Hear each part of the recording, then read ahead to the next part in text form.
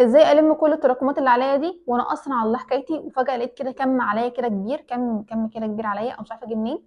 والبنات بقى تقعد تعيط، واحنا مش عارفين نعمل اي حاجه في اي حاجه، وقاعدين كده محلك سر. اكتر الاسئله بتتسال على اليوتيوب هنا في الكومنتات، واكتر الاسئله بتتبعت لي على الانستجرام نفس الموضوع ده، وبجد الطلب كتير جدا. فقلت ان احنا لازم نعمل فيديو بدل ما كل شويه برد بنفس الشيء. والفيديو بقى موجود اهو، هيرد على كل اسئلتكم ان شاء الله، ويجدول الدنيا كده في جدول كده محدد في الفيديو ده هنمشي عليه، وهنظبط الدنيا بيه. اعقدوا النيه ان احنا نمشي، يعني ننفذ كل كلمه انا بقولها. هنعمل جدول في الفيديو هنمشي عليه ونظبط الدنيا خالص ان شاء الله يعني. السلام عليكم ورحمه الله وبركاته، انا زهراء. لو اول مره تشوفوا القناه ما تنسوش تعملوا اشتراك في القناه وتعملوا لايك للفيديو وكبروا الشاشه كده، ويلا بينا. بما ان انا كزهراء بحب الجداول جدا، واي شخص كائن عاقل كده، عاقل بجد، هو عارف ان احنا مش هنقدر ننجز اي حاجه من غير ما نخطط لها ومن غير ما نعمل لها جدول وندرس الموضوع كويس. ويكون في جدول ماشيين عليه يمشينا. احنا كبني ادمين اصلا ما بنحبش الانجاز، احنا لازم نلزم نفسنا بجدول معين وتخطيط معين، ما نمشيش كده كده اهو، احنا ماشيين كده وخلاص. لا، ما ينفعش نمشي كده وخلاص. وانتوا عارفين من فيديوهاتي ان انا بحب الجداول وبحب انظم كل حاجه. احنا اهو لسه في شهر 12، ولو ما اتفرجتش على فيديو شهر 12 فدي حاجه مهمه جدا، وبجد الفيديو مهم جدا وانصحكم بشده ان انتوا تشوفوه. هسيب لكم اللينك في الديسكربشن، وهو فعلا الفيديو مهم. في شهر 12 دي فرصه كويسه ان احنا نلم بيها التراكمات اللي راحت علينا قبل ما نبدا بقى في المرحله اللي بعد كده، اللي هي من اخر شهر 3 يعني. فدي مرحله كويسه او فتره كويسه ان احنا نلم بيها كل التراكمات اللي علينا ومش نسيبها كده وخلاص. سواء بقى كنت بتذاكر مذاكره كلابي قبل كده، او بدات متاخر، او حصل لك ظرف معين، سواء ايا كانت من الانواع، احب اطمنكم بس في الاول كده ان المنهج طبيعي انك هترجع له على الاقل مرتين او 3 مرات في المراجعه. يعني كده كده ان شاء الله ترجعوا المنهج ده مرتين او 3 مرات في المراجعه، بس احنا مش عايزين يعني نسيب نفسنا لحد ما نوصل لمرحله ان انا افتح المنهج لاول مره في المراجعه، فمش هنوصل لكده ان شاء الله. هنجدول مع بعض الدنيا وهنظبطها ان شاء الله يعني. اول حاجه، وزهقتوا مني بجد، زهقتوا مني وانا عماله اقولها، ارجوكم اتوسل اليكم والله، اوعوا تسيبوا جديد. اوعوا بقدر الامكان تسيبوا الجديد ده يعني. ادوا له حقه جدا. اهتموا بالجديد قوي قوي قوي. ما الاقيش حد ماشي بدماغه كده ويقول لي انا هلم القديم اللي عليا واجي على حساب الجديد اسيبه. والله العظيم الجديد ده هيبقى قديم اصلا، والتراكمات كده كده هتزيد، وهتبقى زياده وحشه، لا هتعرف تجاوب في الدروس ولا هتعرف تتاقلم مع الناس اللي ماشيه، وهيبقى وحش بالنسبه لك. الجديد ده اصلا انت المفروض تذاكره كويس قوي وتذاكره بضمير جدا عشان يريحك بعد كده قدام. فاظن انتوا سمعتوها مني كتير جدا، الاولويه للجديد، واوعوا تيجوا على حساب الجديد ابدا. قد يعني ولا لاي سبب خالص. بالنسبه للقديم بقى، لو وقع منك مثلا شابتر احياء او شابتر علم نفس، ايا كان اللي وقع منك ايه، لو انت كائن طبيعي بياخد درس واحد، عندك على الاقل يوم واحد فاضي في الاسبوع. على الاقل انا كان عندي الحد والاربع يومين فاضيين، وكان عندي كمان في الجمعه كان في درس واحد بس، كان درس كيمياء بس في الجمعه، فكان انا اصلا عندي حد واربع فاضيين، والجمعه كمان كان درس واحد. وما كانش على دوام كامل، لان احيانا كنت اروح الفيزياء في يوم الاحد، او احيانا كنت اروح الفيزياء في يوم الاربعاء، ما كانش على دوام كامل، بس الطبيعي ان انا عندي يومين فاضيين في الاسبوع. انتوا كمان بقدر الامكان خلوا الطبيعي بتاعكم والنورمال بتاعكم على الاقل يكون في يوم واحد فاضي في الاسبوع. فلازم بقى في اليوم الفاضي اللي عندك ده، وقع منك زي ما قلت 4 دروس، شابتر مثلا، قول الشابتر في المينيمم بتاعه 4 دروس، عندي 4 دروس. انت تشوف مدى قدرتك واستيعابك للدرس الواحد. انا مثلا اقعد في الدرس الواحد ساعتين او حاجه، انا بقول مثلا محدش يمسك في الكلمه، محدش يمسك في الكلمه. وبقول مثلا اقعد فيه ساعتين او حاجه، ساعتين ونص، اللي انتوا عايزين 3، اللي انتوا عايزينه، بس انا بتكلم عن الدرس بس يعني، مثلا كمان شبه مرحله الحل دلوقتي. فانت تشوفوا مثلا الوقت اللي انتوا تقعدوا فيه، وكمان الدرس ده ما يكونش الاول مره شفتوه. يعني مثلا انا شفته قبل كده، فلما شفت الدرس ده قبل كده طبعا دي بتختلف، يعني لو شفت الدرس قبل كده فيقعد معايا ساعتين مثلا ولا حاجه، لو ما شفتوش خالص فعلى حسب تقديركم للوقت. فنقول مثلا انك انت معاك درسين في ساعه، كل درس بياخد منك ساعتين، فاتنين في اتنين يبقوا كام؟ يبقى معاك 4 ساعات، 4 ساعات انك تذاكر فيهم درسين من الدروس المتراكمه عليك دي، وهنزود عليهم كمان ساعتين بحيث انت تثبت المعلومه، مش اللي هو اذاكر كده وخلاص ارضي ضميري كده وهوب كروت وخلاص. لا، فانت كده معاك 6 ساعات، وده كمان اصلا يعني يعتبر قليل بالنسبه ان انت اليوم بالنسبه لك فاضي، يعني 6 ساعات بس تذاكرهم في يوم فاضي، لا، فانا كمان سايبه لك ساعتين لو حصل لك فيهم اي حاجه اللي هي يسندوا الدنيا. يعني المفروض اليوم الفاضي تذاكروا فيه من 8 ساعات ل 10 ساعات، اليوم الفاضي خالص في فتره زي دي المفروض من 8 ساعات ل 10 ساعات. وبليز ما تمسكوش برضو في الكلمه، الساعات بتختلف وقدره الاستيعاب بتختلف، ممكن ناس بتخلص بسرعه، ناس بتخلص ببطء شويه، فده بيختلف من شخص للتاني. المهم انتوا في النهايه توصلوا لنفس الحاجه ونفس المرحله. فبالتالي انتوا في اسبوع واحد خلصتوا على الاقل درسين، من درسين ل3 في اسبوع واحد.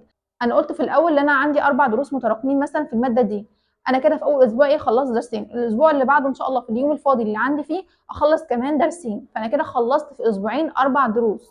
طب انا لو وقع مني في الماده دي مثلا اكتر من 4 دروس، خد لك اسبوع كمان كده بقوا 3 اسابيع، خد لك اسبوع كمان لو اكتر من كده يبقى كده 4 اسابيع، كده قدامك شهر اهو.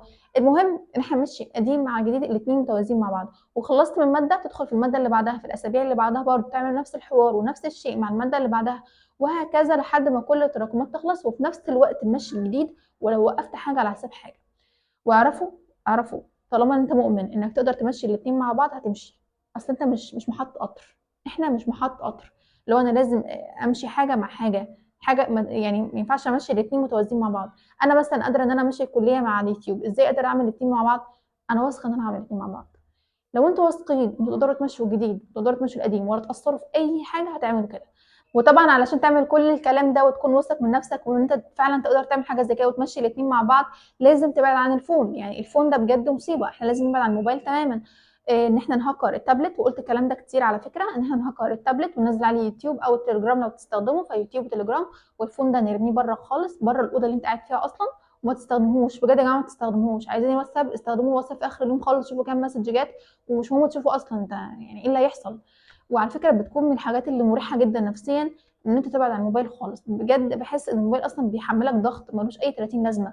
انا مثلا ليه اعرف مشاكل الناس، او انا ليه اعرف اللي حصل، انا ليه اعرف، انا مالي، انا عايزه اعرف كل ده ليه؟ ما اشغل بالي وقتي وتفكيري بحلمي، اشغل بالي وقت تفكيري بحلمي. ليه اقعد امسك الفيسبوك مثلا واشوف الترند اللي طالع النهارده ونفس الحوارات بتحصل كل يوم؟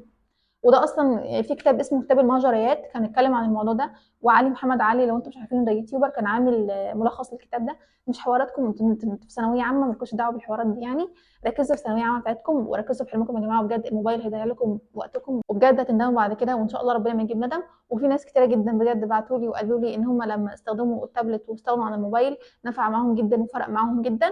ومش عايزه اكلمكم عن ابلكيشن اكشن داش، انا اتكلمت عن الموضوع ده كتير، بس لو مش عارفين ابلكيشن اكشن داش انا عملت عنده شورتس على اليوتيوب، شوفوه بجد هيفيدكم. بس استغنوا عن الموبايل بقدر الامكان، وما تكروتوش الحاجات المتراكمه. مش معنى مثلا قلت لكم ان انتوا تقولوا ساعتين او ساعتين ونص 3 ساعات انتوا تكروتوها اللي هو انا عايزه اخلص منك وخلاص، ما تعملوش كده. ومحدش برضو يرجع يقول لي اصل انا هنسى، اما تيجي وقت المراجعه هنسى. مستحيل يعني تساوي ان انت مثلا تفتحه اول مره في مراجعه بان انت تقراها مرتين 3 هتفتكرها على طول. وزي ما قلت لكم بالذات من اول الفتره دي لو ذاكرت اي حاجه بضمير وذاكرتوها بجد وصح مش تنسوها، مش هيكون نسيانها بسهوله، مش هيكون يعني هتنسوا جزء منها بس مش هيكون نسيانها بسهوله زي شهر 8 مثلا، فلا بتختلف جدا يعني. فاللي هو نهتم قوي وكمان ما نكروتش اي حاجه، ان الله يحب اذا عمل احدكم اعمل يتقنه. فنتقن في عملنا جدا يعني. وفي تكنيك برضو معين هيخليكم تخلصوا كل اللي وراكم كده، لما تحس ان انت مزنوق، تحس ان انت وراك امتحانات، تحس ان انت في ضغط. بلاش ضغط او ستريس عشان ما يجيش عليكم عائد بالسلب، بس لو انتوا فعلا فكرتوا كده وخليتوا في دماغكم ان انا ورايا امتحان، يعني انا مش كانك انت فعلا وراك امتحان على فكره، بس يعني كانك وراك امتحان، هو انت فعلا وراك امتحان اصلا. ولازم اشتغل الامتحان ده كويس ولازم اذاكره كويس ولازم اخلص التراكمات اللي ورايا دي، ده انا ورايا امتحان وادخل امتحن على الحاجه اللي عندي دي وامشي الاتنين مع بعض. فانت لو حسيت ان انت وراك امتحان هتحس ان انت عايز تنجز اكتر وعايز تعمل اكتر. وبجد يا جماعه والله العظيم يعني في ستريس الكليه بتاعتنا وفي ستريس الحاجات دي كلها من كتر الامتحانات فعلا اللي علينا بتخلينا ننجز بسرعه. يعني انا وقتي ماشيه اليوتيوب ماشيه مع الكليه ورايا امتحانات، والله على فكره انا ورايا امتحان، انا بصور لكم دلوقتي وانا ورايا امتحان، فحطوا اللايك بقى يا جماعه.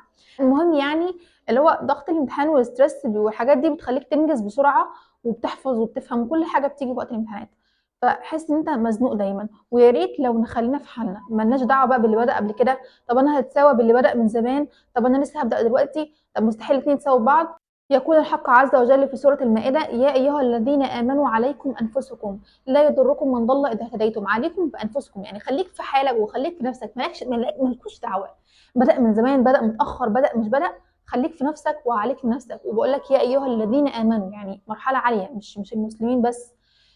وربنا سبحانه وتعالى اللي بيقول فخليك في نفسك أحسن وما تشغلوش بالكم بأي حاجة، علشان ان شاء الله لو بجد نفذتوا الكلام اللي انا قلته في الفيديو ده نفذتوه بجد بجد هيجي ان شاء الله شهر 3 انت تخلصوا منهج على اخر شهر 3 كمان، اخر خالص مش في شهر 3 مش بدايته. بس لو انتوا فعلا عملتوا اللي انا بقوله ده وعلى اخر شهر 3 هتكونوا رايقين شويه او مش حاسين بالستريس قوي، لان فعلا الفتره دي مش بتبقى فتره لطيفه نهائيا وفتره بتبقى كلها ستريس، فما يبقاش ستريس وكمان ورايا تراكمات. فنحاول بقدر الامكان نخلص كل التراكمات ان شاء الله في الشهور اللي جايه دي او في الاسابيع اللي جايه دي بالطريقه اللي انا بالطريقة اللي أنا قُلتها بالضبط، وخلّيك واثق في ربنا وفي حلمك وأنت إن شاء الله هتوصل، وبلاش شغل اللي هو ده في ناس بتذاكر ومش بتجيب، لأ في ناس بتذاكر وبتجيب على فكرة، ولو ما كانش في كده ما كانش في ناس ناجحين أصلًا، وزي ما باقول دايمًا على فكرة بيحتسوا في الجامعة، وفي النهاية برضه الناس اللي بتذاكر دي هي اللي بتكمّل في الآخر، وأنا لسه قايلة من 5 دقايق خلّيكم في حالكم، فخلّيكم في حالكم يا جماعة، خلّيكم في حالكم وخلّيكم واثقين في ربنا وواثقين في حلمكم، أنتم إن شاء الله هتوصلوا، بس شوية ثقة وشوية اجتهاد وسعي كده والتوفيق بييجي من عند ربنا على فكرة، بس خلّيكم بُصّوا اعملوا كل اللي عليكم، ما تخلّوش يعني طالما إن أنت قدّامك فرصة اجتهد واسعى على نَفْسك، وقت متأخّر، وقت بدري، اجتهد واسعى، طالما إن في وقت هاجتهد وهاسعى، وربنا إن شاء الله هيكرمك على فكرة، بس اسعى أنت بس الأول. وكمان ناخد بالنا إن على فكرة المذاكرة بتخلّي تفكيرك يرتقي وبتخلّي أسلوبك مختلف، ومستحيل تساوي العالم بالجاهل، ده شيء مستحيل، مستحيل بجد، التفكير مختلف، الأسلوب مختلف، حتى الحركات بتبقى مختلفة، كل حاجة فعلًا بتبقى مختلفة، فمستحيل ده يتساوى بده، مستحيل اللي بيذاكر بيساوي مش بيذاكر، في حسنات أنت بتاخدها، طلب العلم على فكرة فريضة على كل مسلم ومسلمة، يعني ده فريضة عندك أصلًا، فده يعني بتاخد ثواب وبتاخد حسنات، وكمان يا عم هتحقق حلمك إن شاء الله، فإيه الوحش اللي في المذاكرة يا جماعة؟ ما هي حلوة إيه؟ بس نبدأ بس ونسعى بجد، وبس كده وصلنا لآخر الفيديو بتاعنا النهارده، أنا بجد استمتعت جدًا معاكم، أتمنى تكونوا استفدتم، بس ما تنسوش بس تشيّروا الفيديو ده مع أصحابكم، أنتم كلكم دلوقتي يعني محتاسين شويتين 3 فشيّروا الفيديو واعملوا لايك واشتركوا في القناة لو مش مشتركين في القناة، واعملوا فولو على الإنستجرام وفولو على الفيسبوك، وإن شاء الله أشوفكم فيديو جديد، باي باي.